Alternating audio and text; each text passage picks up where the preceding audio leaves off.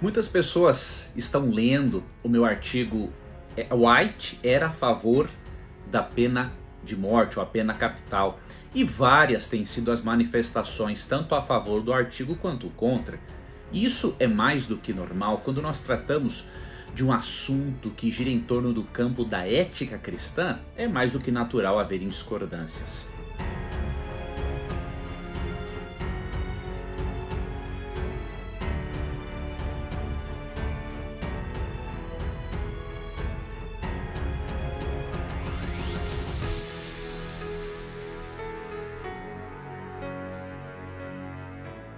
Agora, o que não pode haver é a má educação, né?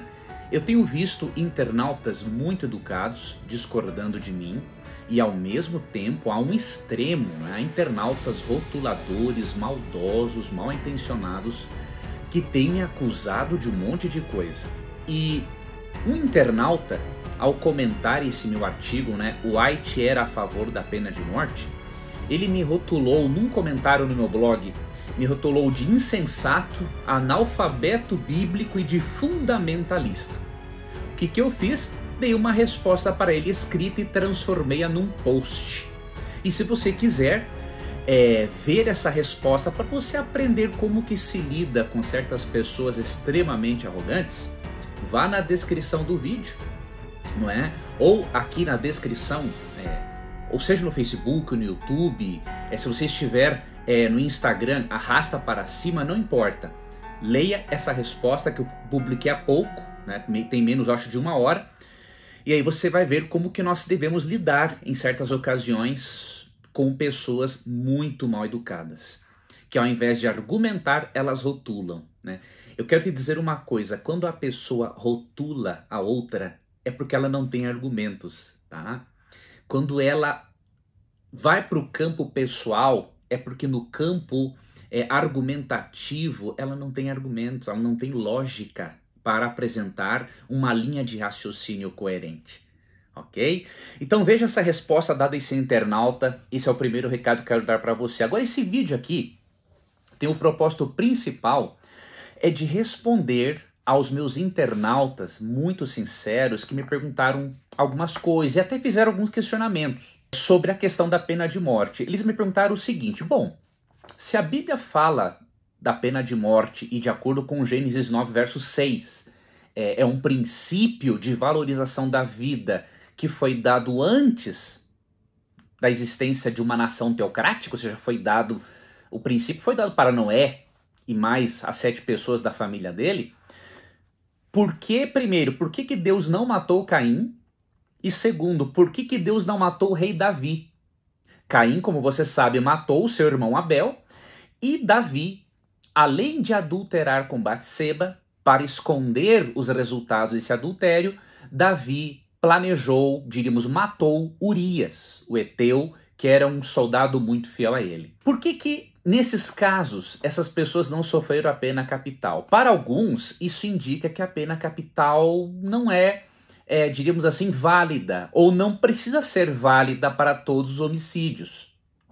É óbvio, né, que de acordo com o Números 35, a pessoa que matasse de forma não intencional, ela era livre desta penalidade, né? Por isso existiam as cidades de refúgio. Agora, dizer que a pena capital não é válida, ou que esses 2 casos aqui contradizem o restante das escrituras, isso não é correto, e eu vou lhe ajudar a entender o porquê. Veja, em primeiro lugar, os eruditos conservadores e especialistas na área de ética cristã, eles são praticamente unânimes, não é, em dizer que as exceções não anulam o princípio. A exceção não anula a regra, não é anulada pela exceção. Então, por exemplo, um desses teólogos, John Stott, ele, ao comentar, né, sobre a pena capital e sobre Gênesis 9:6, veja o que ele escreveu. Mas a vida humana, por ser a vida de seres humanos feitos à imagem de Deus, é sacrossanta. É verdade que na lei mosaica um pequeno número de outras ofensas sérias, por exemplo, sequestro, maldizer os pais, feitiçaria, bestialidade, idolatria e blasfêmia, eram punidos com a morte. Mas isso não anula o princípio, dois pontos, quem derramar sangue do homem, pelo homem seu sangue será derramado, porque a imagem de Deus foi homem criado. Gênesis 9:6. E ele continua. Ou seja, o derramamento de sangue por assassinato merece o derramamento de sangue da pena de morte. Pois no último caso é o sangue do culpado que é derramado. Em todos os outros casos, o pecado de derramar sangue inocente foi cometido. Daí vem a gratidão de Abigail por Davi não ter se vingado contra Nabal, pois, entre aspas, não terá no coração o peso de ter derramado sangue desnecessariamente. E aí ele continua, a evidência bíblica a respeito dessa questão é um testemunho impressivamente unido, da época dos patriarcas, da lei e dos profetas até o Novo Testamento. Então, teólogos conservadores como John Stott não têm dúvida de que o princípio continua válido, mesmo que a pena de morte tenha sido aplicada para outros casos, né? E que o princípio não é abolido pelas exceções. Ok? Agora, em segundo lugar, a respeito de Caim, por que Deus não o puniu com a morte? Eu vou dar a explicação para você de Walter C. Kaiser Jr., outro teólogo da área da ética cristã, e uma explicação de Ellen White para isso. Você vai ver que as duas coisas são muito lógicas e coerentes. Tá? Em sua obra O Cristão e as Questões Éticas da Atualidade, páginas 171 e 172, o Dr. Kaiser explica que Deus não matou Caim não para poupar o assassino, mas para poupar Adão e Eva e a família de serem os executores. Quantas pessoas existiam no mundo naquela época? Apenas Adão, Eva, Caim e Abel. Quem teria que ser o executor de Caim? Adão, Eva ou um outro irmão de Caim que viesse a nascer. Agora você imagine a dor de Adão e Eva por verem um filho, por saberem de um filho ter matado o outro e perderem um filho. Ellen White faz um comentário muito interessante, um Patriarcas e Profetas, né? Adão, quando caiu a primeira folha, né? Adão chorou como se hoje se choram pelos mortos. Agora você imagine a angústia e a dor de Adão e Eva por terem perdido Abel.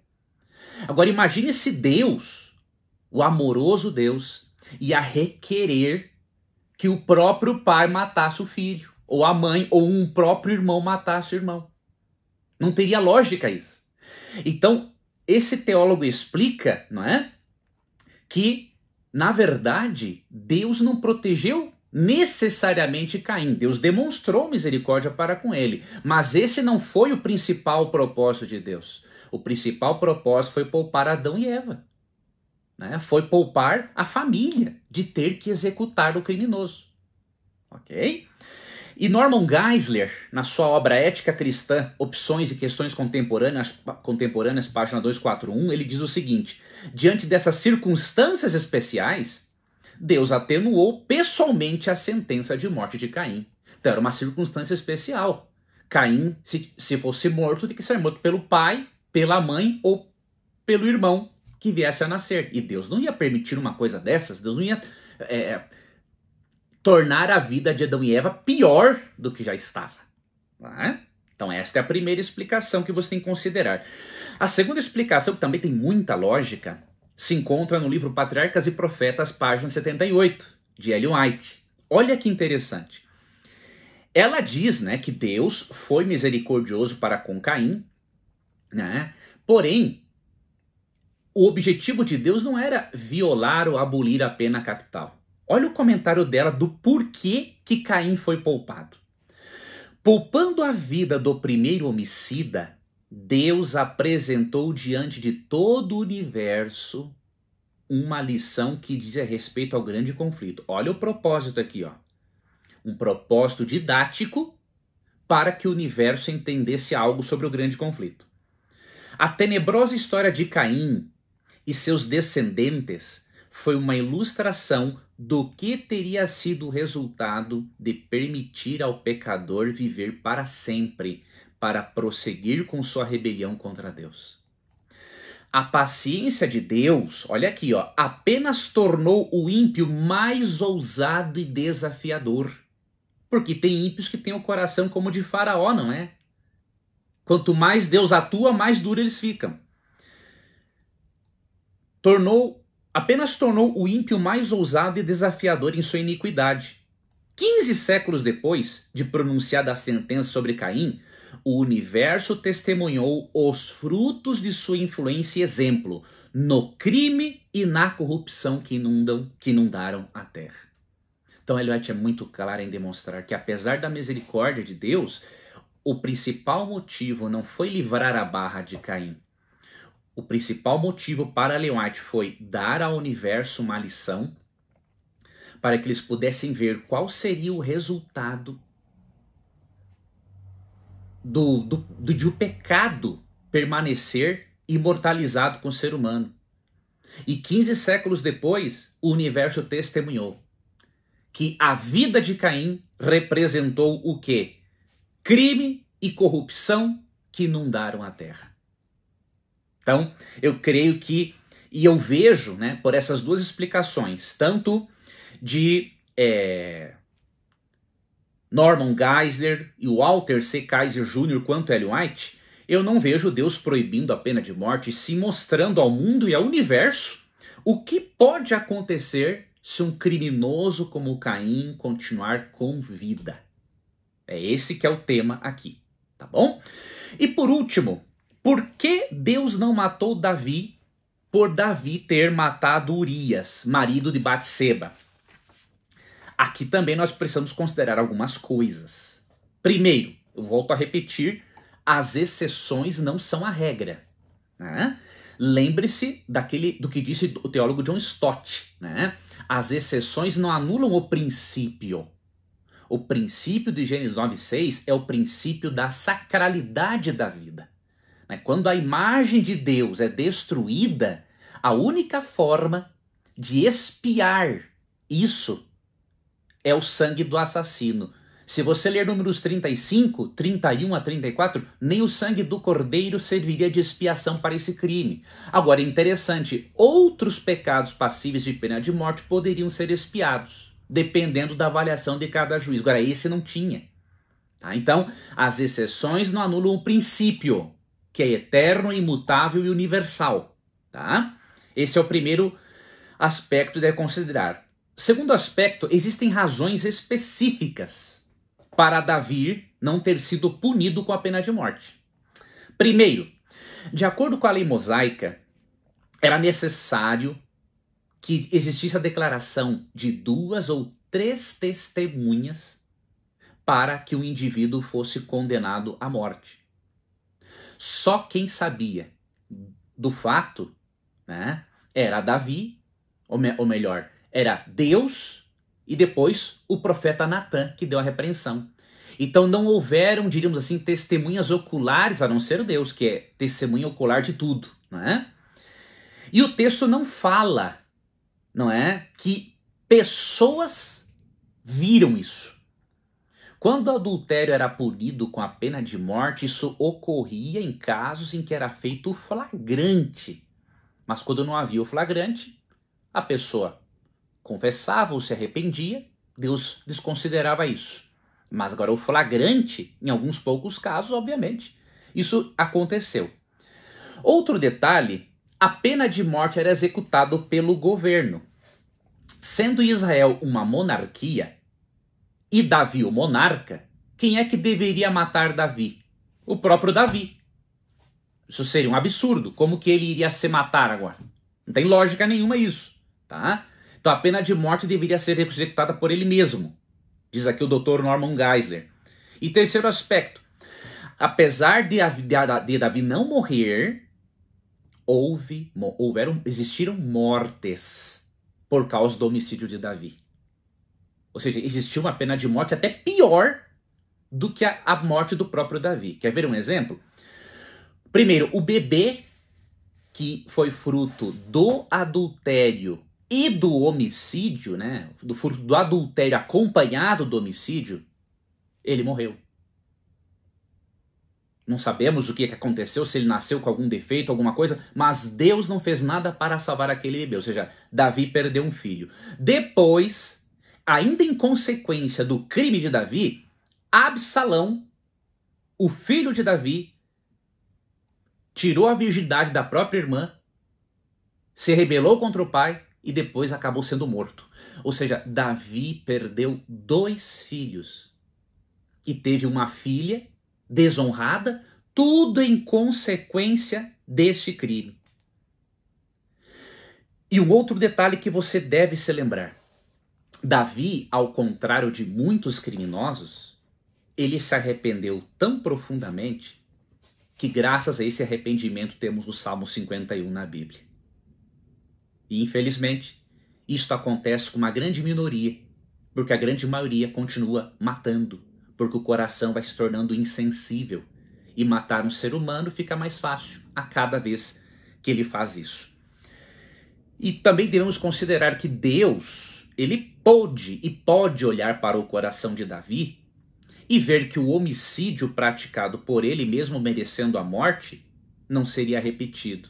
Então Deus, ele pode, em certas exceções, fazer o que ele bem entende, mas as exceções não anulam a regra, não anulam o princípio. E não esqueça, Davi não morreu. Mas será que existe uma pena de morte pior do que um pai ter que enterrar 2 filhos em consequência do seu pecado e do seu erro? Então não vale esse argumento, não é? Essa alegação de que pelo fato de Davi e Caim não terem sido mortos, quer dizer que a pena de morte não é mais válida. Não vale a alegação, o argumento não se sustenta, e eu repito, não existe argumento bíblico, filosófico, sociológico ou histórico que seja forte o suficiente para abolir a pena de morte nas Escrituras. Você e eu podemos até questionar a aplicabilidade dela em países corruptos. Isso até é possível de fazer, mas também nem tanto. Agora, questioná-la por causa desses casos é inviável, não tem como, ok? Eu espero que este pequeno vídeo tenha ajudado a você nessas questões. Eu repito, eu estou concluindo um artigo muito mais amplo do que o artigo que eu escrevi antes, né? Eu escrevi um artigo de umas 12 páginas, né, falando da posição de Ellen White e outras análises de textos bíblicos que eu fiz. Usei o comentário bíblico adventista, outros teólogos de outras denominações, para falar sobre o assunto. Mas um outro artigo que eu vou terminar nas próximas semanas, ele é maior ainda. Vai ser uma espécie de um e-book, porque tem umas 40 páginas.